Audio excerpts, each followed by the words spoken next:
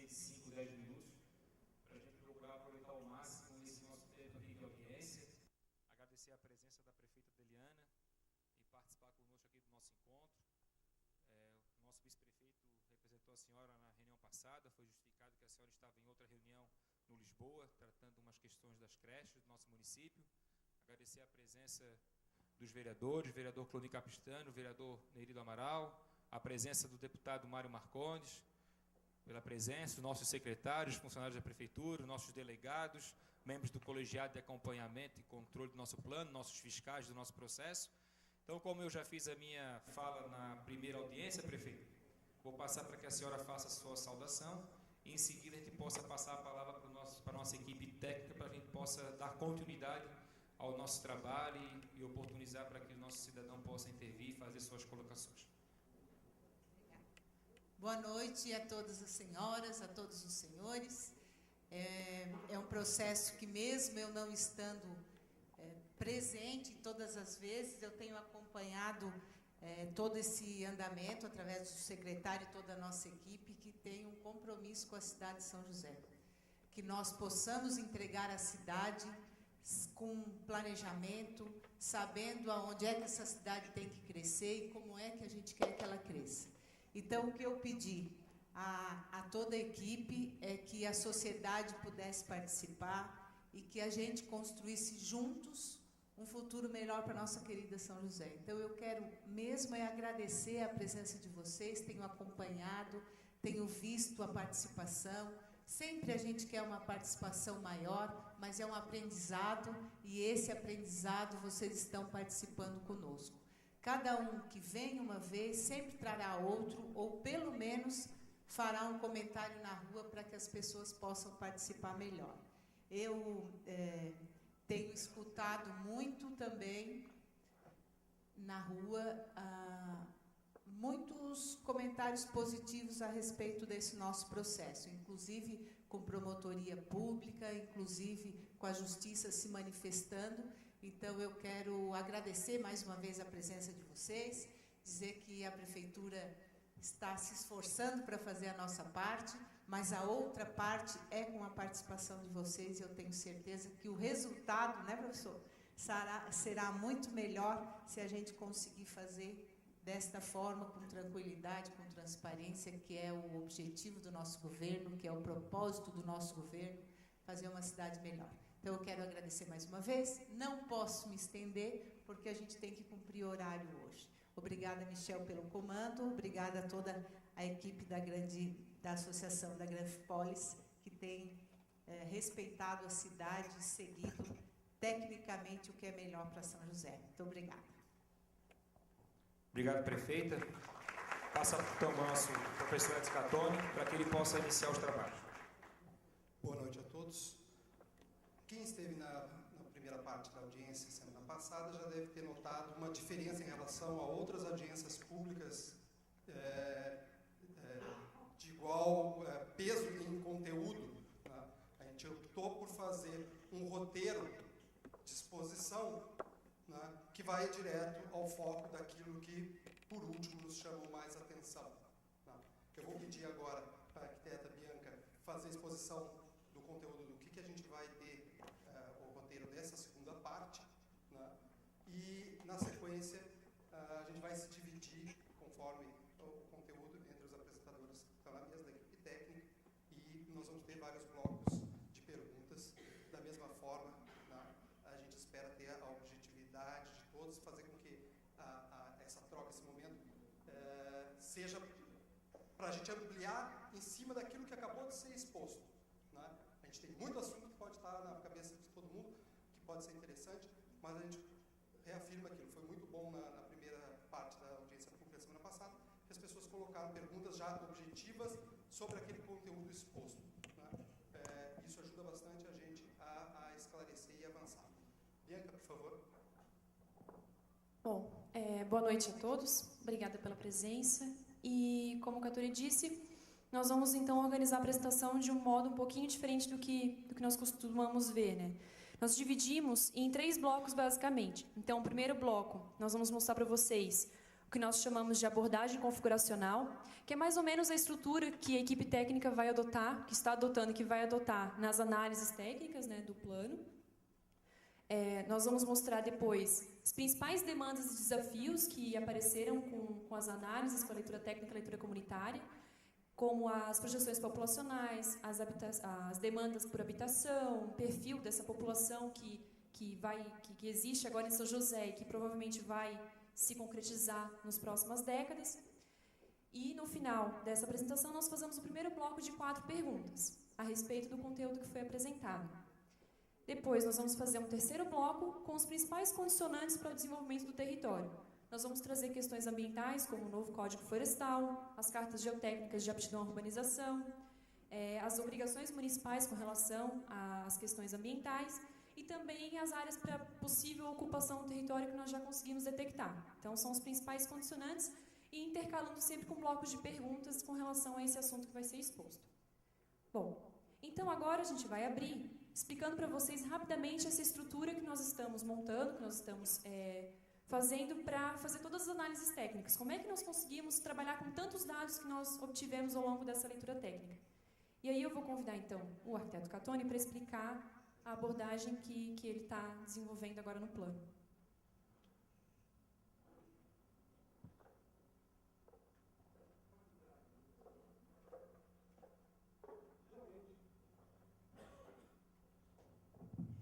Geralmente, o que a gente sente no dia a dia é o desempenho desse sistema. De alguma forma ou de outra, o que a gente vê, se for falar tecnicamente, é o resultado do sistema urbano funcionando. Tá? Isso é uma dimensão possível, seja o fluxo de pedestres, de veículos, o valor do solo, a capacidade de uso do solo, as infraestruturas instaladas, elas dão para nós um desempenho que pode ser satisfatório ou não, adequado ou não. Existem outras dimensões que podem ser abordadas, como a da capacidade. E na medida que a gente vai fazer o estudo de planejamento, a ideia de entender potenciais e entender capacidades, né, começa a ser relevante. Só que essas capacidades, seja elas capacidades de suporte da infraestrutura, elas também se articulam com outra dimensão, que é a de potenciais. Quando a gente cria uma estrutura urbana, uma estrutura em rede, os fluxos de toda a ordem que estão dentro dessa estrutura, em cima ou embaixo da terra, né, seja o fluxo econômico, seja o fluxo de água, seja o fluxo de esgoto, seja o fluxo de energia nos postos, todas essas redes, elas criam uma configuração e elas têm um potencial, que às vezes, né, nos entregam um desempenho satisfatório, insatisfatório. Né? Já, às vezes, superdimensionado, às vezes subdimensionado, às vezes saturado. E essa compreensão, a partir dessas 3 dimensões, é uma forma que a gente está colocando de nós temos que entender o espaço, cada trecho do espaço de uma cidade, no mínimo, a gente se aproximar dessas 3 dimensões. Entendeu? O potencial que cada trecho do espaço tem, a capacidade que está ali instalada, ou seja, possível ser mexida e ampliada, corrigida, ajustada e usada, e o desempenho que aquilo está realmente nos entregando para a gente viver na cidade. Né? O ideal é que quando o planejamento falha, e muitas vezes falhou, e tem livros e livros para dizer que o planejamento falhou, né? A gente tem que saber que tipo de planejamento falhou. Né? Um planejamento que não tinha informação, um planejamento que não buscava articular essas dimensões, né? Isso no tempo. O que acontece?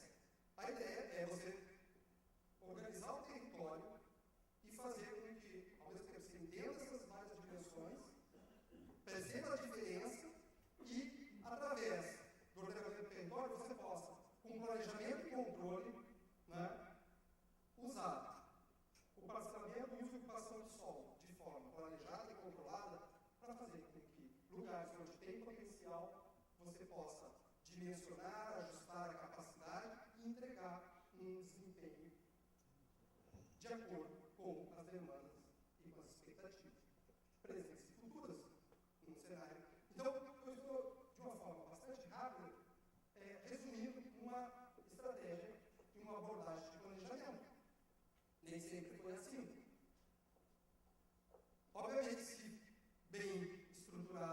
ordenamento do território, a gente vai ter a sinergia de alguns lugares que vão começar a funcionar. Né? Vão funcionar por quê? Porque se reconheceu o potencial deles, se reconheceu a capacidade e o desempenho e se fez os ajustes necessários para que essas dimensões de um único sistema começassem a funcionar e melhor para todo mundo. Né? Não é à toa que a gente tem cidades ineficientes, a gente tem cidades que deixam, por mais que geração após geração se faça uma sobreposição de investimentos, eles não alcançam entregar para o cidadão a qualidade que a gente gostaria cada um de ter disponível na porta da casa da gente.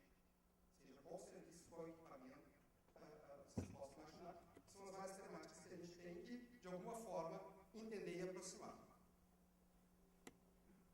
Para falar agora do exemplo de cada uma dessas, e a gente começa com o potencial, eu vou pedir para a Bianca explicar uma dessas informações das quais a gente tem feito um esforço para se aproximar, entender e como usar isso no planejamento, assim como as outras informações que a gente vem colecionando e sistematizando.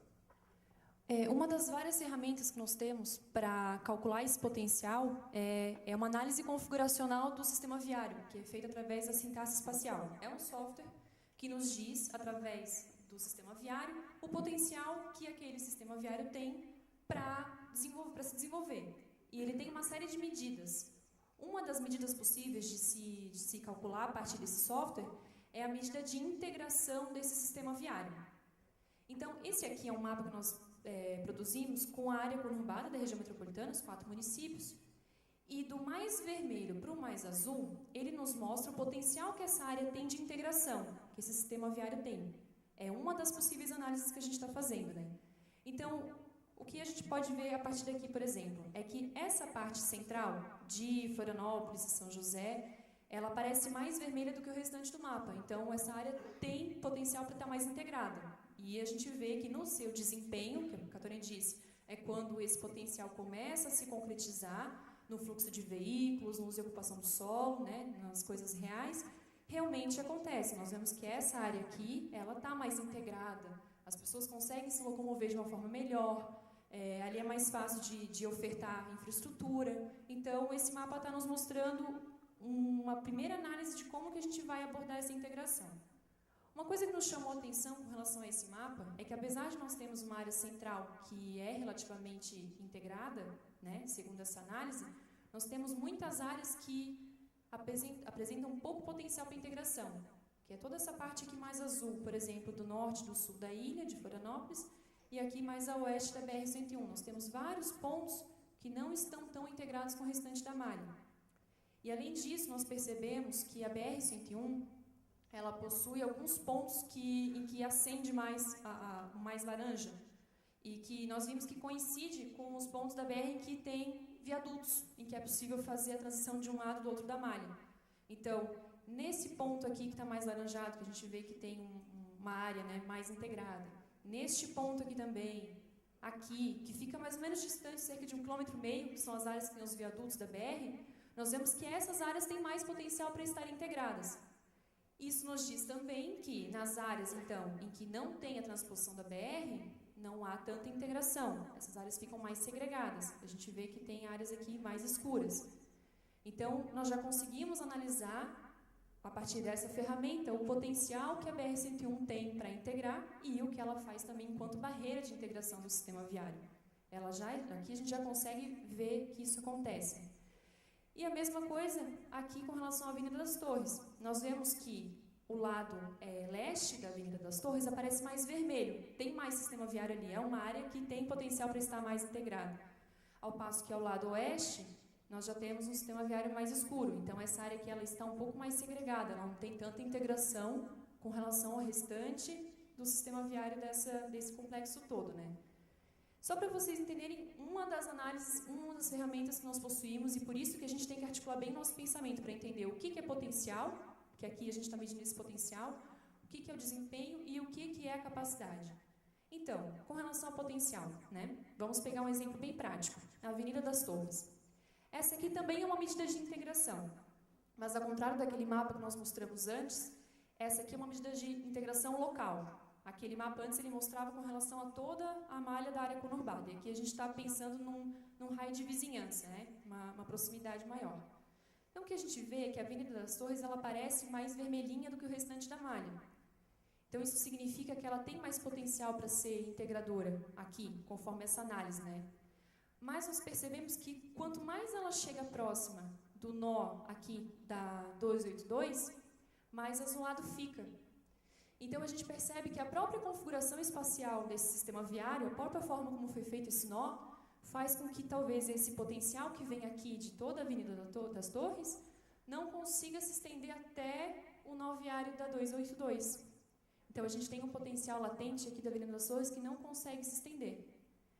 Então, com relação à capacidade, nós vamos avaliar a velocidade média da via, quantas faixas tem de ida e de volta, o quanto que aquilo consegue se desenvolver, a capacidade dela, a infraestrutura.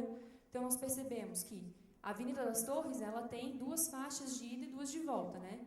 Só que aqui, os acessos dela já não tem tanta capacidade, tantas faixas de rolamento como a própria Avenida das Torres, né? Nós temos uma faixa de ida e uma de volta, aqui também uma ida de volta. O nó dela não se conecta diretamente, né, não tão bem com a via expressa, então isso também pode ser um entrave. Ou seja, aquele potencial que existe na Avenida das Torres talvez não tenha capacidade totalmente dimensionada o suficiente para que ele se desenvolva. Então, o resultado disso é que ali a gente não consegue tanta integração, talvez ele não possa ter um papel tão importante na região inteira como poderia ter, nós não conseguimos fazer uma conexão direta com Florianópolis, então ela não desempenha talvez todo o potencial que ela poderia exercer. Muito disso por causa da própria configuração dela, das faixas de rolamento, velocidade, que é isso que a gente está mostrando para vocês.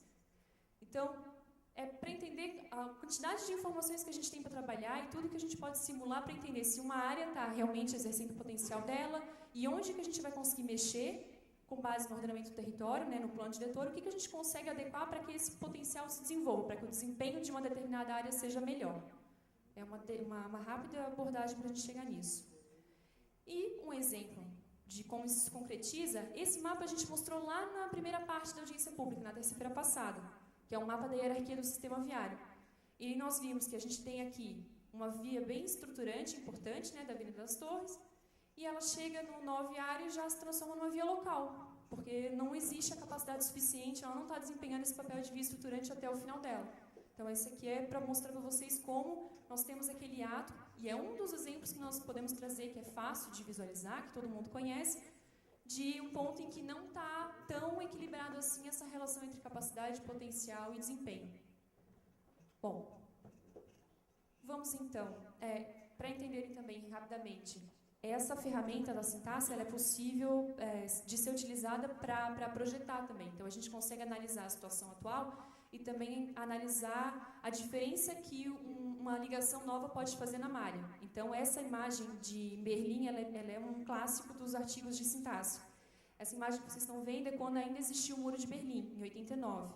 E quando é retirado o muro, aquele centro ali de Berlim ele fica muito mais integrado, ele fica mais vermelho. Então, depois que é tirada aquela barreira, aquele limite, é possível que se desenvolva uma integração muito maior daquela área. E a gente também consegue fazer esse tipo de simulação agora para o plano diretor. Então, a gente vai ter essa ferramenta e outras tantas para poder ver como é possível atuar em determinados pontos para fazer essa diferença então, na integração e em outras áreas de São José. Isso a gente já falou na vez passada e reflete muito o que a gente ouve na leitura comunitária das pessoas falando da falta de integração entre bairros e da não existência ou viabilidade do transporte coletivo estar disponível, desempenhando de acordo. Né? Isso tem também uma explicação na própria estrutura. Ou nós mudamos a estrutura para que ela possa integrar nesses bairros, né?